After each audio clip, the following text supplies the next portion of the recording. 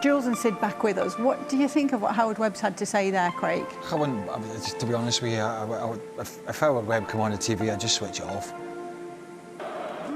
People don't want to hear it. Well, maybe some people do. How about just making sure your referees do a better job and have a better understanding? I was intrigued by the VAR Michael Salisbury there. This really got me. He stopped Chalobah from being able to defend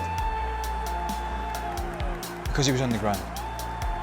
So and Shaka brought it up, what if Muniz had gone and flicked a header on there and had bumped into Chalobah, shoulders or whatever it is, as he's flicked the header on, ball's in the air, bumps into Chalobah goes to ground. Well, we're going to stop the game because Chalobah's on the ground, he can't defend. It's contact.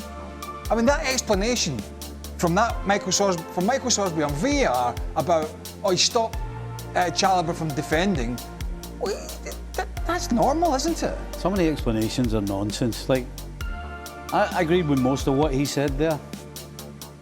But how can you turn around and say that Muniz is putting his foot in one of his own space, and Chalobah's coming in and putting his foot into the space that he wants? What does that mean? I mean, that's just absolute gobbledygook. At the end of the day, they got it wrong because they didn't follow their own rules. You know, the challenge that the foul was given for is completely subjective. You can go both ways. I've gone both ways on it. And VAR is not about... One second, Hold on a second. VAR is not about going back to subjective contact or free kicks. It's about clear and obvious. That's their rules. And so there shouldn't have been any of that, because the rules that Webb has given the guidelines of, if it's clear and it's obvious, then we go back to it. If it's not, if it's subjective, basically, then you leave it alone.